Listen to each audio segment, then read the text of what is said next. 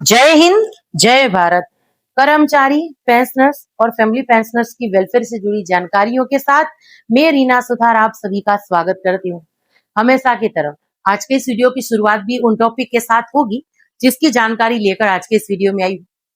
देखिए, जब से केंद्र सरकार ने 8वें वेतन आयोग की घोषणा की है, कमेटी का गठन किया है, लगातार जो केंद्र के कर्मचारी पेंशनर्स हैं, वो एक सवाल पूछ रहे हैं कि मैम 8वां वेतन आयोग कब तक आएगा, या सही सही अपडेट 8वें वेतन आयोग को लेकर जानना चाहते हैं।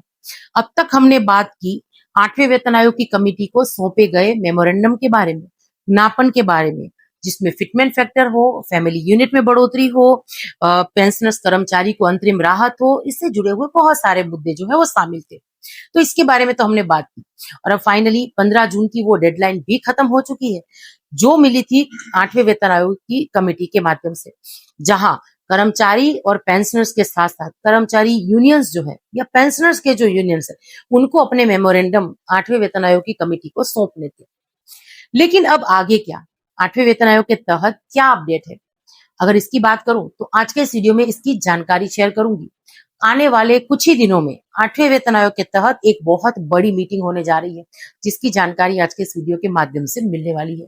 ये और इसके साथ साथ मैंने कुछ कमेंट शामिल किए हैं जिनके माध्यम से हमारे पेंशनर्स और फैमिली पेंशनर्स ने अपनी पेंशन संबंधी समस्याओं को शेयर किया है।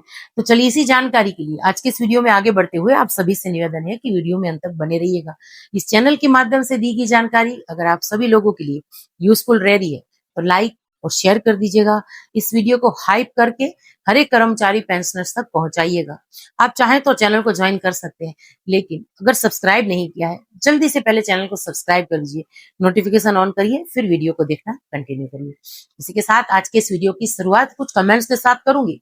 अब इन कमेंट्स में देखिए कम्यूटेशन को लेकर सवाल पूछे गए हैं, साथ ही में कि जुलाई महीने की पेंशन बढ़ी हुई आएगी, ऐसा भी सवाल पूछा गया है। तो चलिए एक एक करके सभी कमेंट्स को देख लेते हैं। देखिए सबसे पहला कमेंट है, एक लिख रहे हैं कि मैडम जी मैं 2012 में आया हूँ रिटायर, और ये शायद कम्यूटेशन के बारे में पूछ रहे हैं कि 2027 तक इनका कम्यूटेशन कटना है। जितना इस कमेंट को पढ़कर समझ में आ रहा है उस हिसाब से मैं जवाब दे रही हूँ। ये लिख रहे हैं कि 7 महीने एक्स्ट्रा है और इसके बारे में जवाब दीजिए। देखिए सर, अगर कम्यूटेशन से जुड़ा हुआ मामला है, जैसे कि इस कमेंट से थोड़ा थोड़ा समझ में आ रहा है, तो आप कम्यूटेशन अगर समय से बंद नहीं होता तो इसके लिए आप सीपी ग्राम के थ्रू कंप्लेंट दर्ज करा सकते हैं। इसमें सीपी ग्राम के माध्यम से जरूर से मदद मिलेगी। साथ ही में उन सभी पेंशनर से भी कह दूं जिनका कम्यूटेशन पीरियड खत्म हो चुका है फिर भी कम्यूटेशन कट रहा है, जल्दी से कम्यूटेशन सीपी ग्राम पर इसकी कंप्लेन कर दीजिए। जितना भी अतिरिक्त पैसा कटा है वो आपके खातों में वापस जल्दी से आ जाएगा। चलिए अगला कमेंट देख लेते हैं। हमारे पेंशनर्स लिख रहे हैं कि पीएमआर का क्या हुआ। देखिए पीएमआर वेटरन्स अभी भी इंतजार कर रहे हैं ओआरओपी के रिवीजन के लिए। केंद्र सरकार ने, हालांकि अगर मैं कहूं तो दिल्ली एफटी में रिव्यू पिटीशन दायर की है, तो जो भी केस लगे थे हर एक एफटी में वो भी अटके पड़े हैं।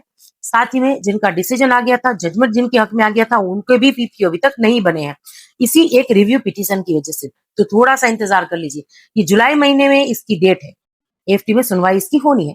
जो भी अपडेट होगी इस चैनल के माध्यम से मैं जरूर से साझा कर दूंगी।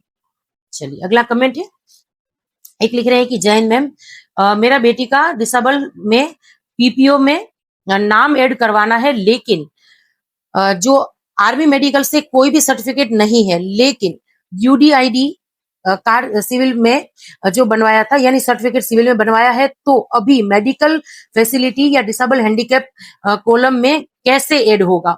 देखिए सर, ऐसी सारी जानकारियों के लिए या हेल्प के लिए आपको जिला सैनिक बोर्ड की ही मदद लेनी पड़ेगी, क्योंकि देखिए कई बार एक छोटी सी गलती की वजह से भी जो है हमें काफी दिक्कतों का सामना करना पड़ता है।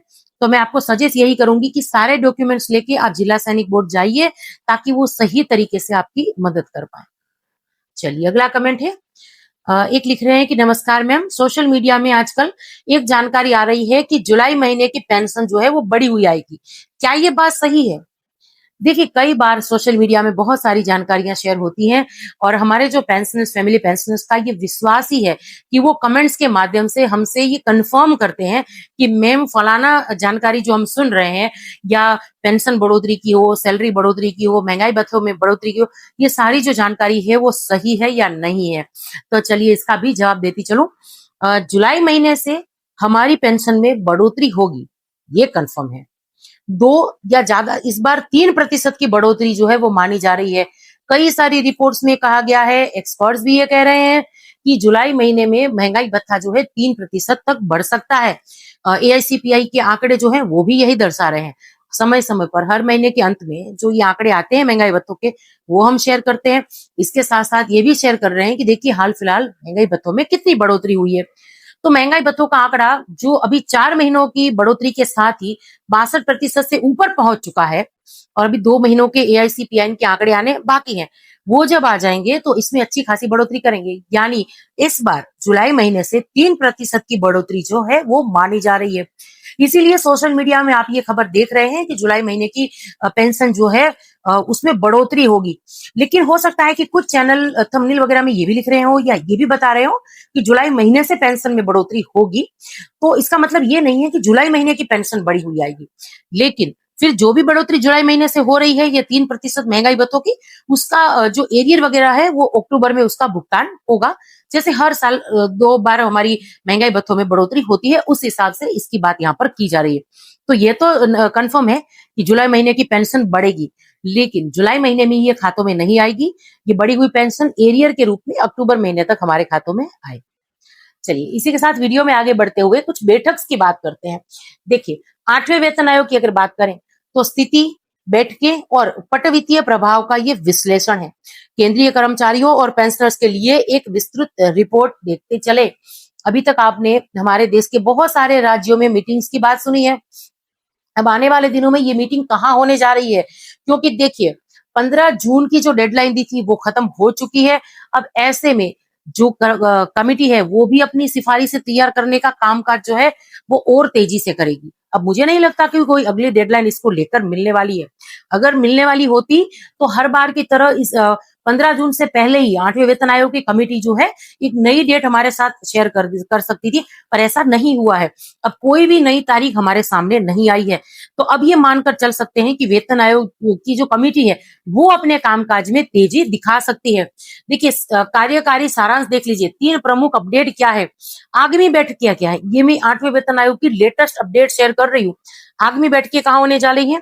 आयोग लखनऊ में 22 या 23 जून, भुवनेश्वर में 6-7 जुलाई और कोलकाता में 9-10 जुलाई में फीडबैक ले रहा है। यानी आने वाले दिनों में देखिए लखनऊ, भुवनेश्वर और कोलकाता में जो है मीटिंग होगी जून जुलाई में। कुछ बड़ी मीटिंग्स की जानकारी है यहाँ पर। साथ ही में बंद समय की सीमा की अगर बात करूं तो मेमोरेंडम जमा करने की अंतिम तिथि 15 जून 2026 अब समाप्त हो चुकी है। कोई और विस्तार नहीं होगा। देखिए ये रिपोर्ट भी यही कह रही है कि अब कोई भी नई डेडलाइन हमें नहीं मिलेगी, कोई और तारीख हमें देखने के लिए नहीं मिलेगी। वित्तीय फोकस क्या है? कर्मचारी यूनियन 2.83 से लेकर 3.83 के फिटमेंट फैक्टर की मांग कर रही है। 1 जनवरी 2026 से भारी उम्मीद एरियर की उम्मीद है। अब इसमें आगे देखिए ये भी कहा गया है कि एरियर कितना बन रहा है, इसके बारे में भी यहाँ पर बात की गई है। 8वें वेतन आयोग का लिसनिंग टूर, देखिए ड्राफ्ट तैयार करने से पहले देश के सभी वर्गों की मांगों को समझने के लिए देशव्यापी बैठकें हो रही हैं। संपन्न बैठकें कितनी है? दिल्ली, श्रीनगर और लद्दाख, इस पर ये बैठकें कंप्लीट हो चुकी हैं। वर्तमान में लखनऊ उत्तर प्रदेश में 22-23 जून और आगामी भुवनेश्वर, ओडिशा, कोलकाता, पश्चिम बंगाल में 9-10 जुलाई यानी जून जुलाई दोनों में जो है ये मीटिंग्स होने जा रही है। इसके बाद देखिए अगर हम बात करें प्रशासनिक समय सीमा, तो 18 महीने का क्रिटिकल पाथ है ये। आप देखिए नवंबर 2025 जब वेतन आयोग का गठन हुआ था, इसके बाद 1 जनवरी 2026 आधिकारिक प्रभावी तिथि है ये। इसके बाद अगर हम देखें तो आप देख सकते हैं कि 15 जून 2026 मेमोरेंडम डेडलाइन समाप्त हो चुकी है और मई 2027 तक रिपोर्ट जमा करने की 18 महीने की समय सीमा है। यानी मई 2027 तक वेतन आयोग की कमेटी को जो समय मिला है वो भी समाप्त हो जाएगा। 15 जून के बाद मेमोरेंडम स्वीकार नहीं होंगे। आयोग अब पूरी तरह से रिपोर्ट की रूपरेखा और ड्राफ्टिंग पर केंद्रित है। यानी अब कमेटी अपना काम और तेजी से करेगी, जैसे कि मैं पहले भी कह चुकी हूँ। अब देखिए फिटमेंट फैक्टर संभावित परिदृश्य ये है। परिदृश्य एक है रूढ़िवादी, जो अभी देखिए जैसे कि मैंने कल भी कहा था कि जहां इससे पहले हम 1.92, 2.0 कुछ इस तरीके के फिटमेंट फैक्टर के बारे में बात कर रहे थे, रिपोर्ट्स आ रही थी, वहीं पर अब देखिए जैसे जैसे महंगाई बढ़ी है, पेट्रोल के दाम बढ़े हैं, उसी हिसाब से एक नया फिटमेंट फैक्टर का आंकड़ा हमारे सामने आया है जो है 2.83 का। ज्यादा सटीक, सबसे सटीक यही लग रहा है। मांग का स्रोत क्या है? पिछली प्रवृत्तियां देखते चलिए, वेतन पर प्रभाव और सामान्य वृद्धि, इतना प्रभाव पड़ेगा। अब इसके बाद देखिए परिदृश्य 2 का, देखिए आक्रामक। यहाँ पर अगर ज्यादा ये फिटमेंट फैक्टर जो है 3.8 का 3 का, ये मांग जो है एसोसिएशन के द्वारा, चाहे कर्मचारियों हो या पेंशनर्स के एसोसिएशन के द्वारा मांगी जा रही है, यानी एक फिटमेंट फैक्टर अच्छा खासा होना चाहिए। ऐसा हुआ 3 पॉइंट फिटमेंट फैक्टर का मतलब ये होता है कि हमारी जो सैलरी या पेंशन का बेसिक है उसमें 3 गुना वृद्धि। अब एरियर का गणित भी समझते चलिए, समय और वित्तीय प्रभाव क्या कर रहे हैं। बेसिक पे मल्टीप्लाई फिटमेंट फैक्टर, बैकलॉग के महीने 1 जनवरी 2026 से इसको लागू, यानी 8वें वेतन आयोग को लागू करिए। अब 12 लाख रुपए तक का संभावित एरियर बन रहा है, क्योंकि देखिए 1 जनवरी 2026 से वेतन आयोग लागू माना जाए, इसी बात पर कर्मचारियों और पेंशनर्स का जोर है। 7वें वेतन आयोग की वो बहुत बड़ी गलती नहीं कहूंगी मैं इसको, विसंगति कहूंगी, बहुत बड़ी विसंगति, कि जो उस टाइम पे कर्मचारी थे वो इस बात से वाकिफ होंगे कि अलाउंसेस का एरियर जो 1 जनवरी 2016 से बनना चाहिए था वो नहीं दिया था। वेतन आयोग लागू कर दिया था, बेसिक का जो डिफरेंस था वो तो केंद्र सरकार ने चुका दिया, लेकिन अलाउंसेस का एरियर था कुछ 17 या 18 महीनों का बन रहा था, उसका भुगतान अभी तक नहीं हुआ है कर्मचारियों को, जो उस समय भी सर्विस में थे या अभी भी है, वो इस बात से अच्छी तरीके से वाकिफ होंगे। तो यही सारी विसंगतियां 8वें वेतन आयोग में ना दोहराई जाए, इसी को लेकर आज कर्मचारी या पेंशनर्स के जो संगठन है वो कंसर्न दिखा रहे हैं। वो इस बात को लेकर चिंतित है कि कहीं 8वें वेतन आयोग में एरियर ना मिले और सिर्फ वेतन आयोग को लागू किया जाए, ऐसा ना हो। तो एरियर चाहिए, और एरियर तब बनेगा, ये लाखों रुपए का एरियर तब बनेगा जब वेतन आयोग को 1 जनवरी 2026 से लागू माना जाएगा, क्योंकि 7वें वेतन आयोग का कार्यकाल दिसंबर 2025 को खत्म हो चुका है। तो इसीलिए तो ये सारे प्रयास किए जा रहे हैं।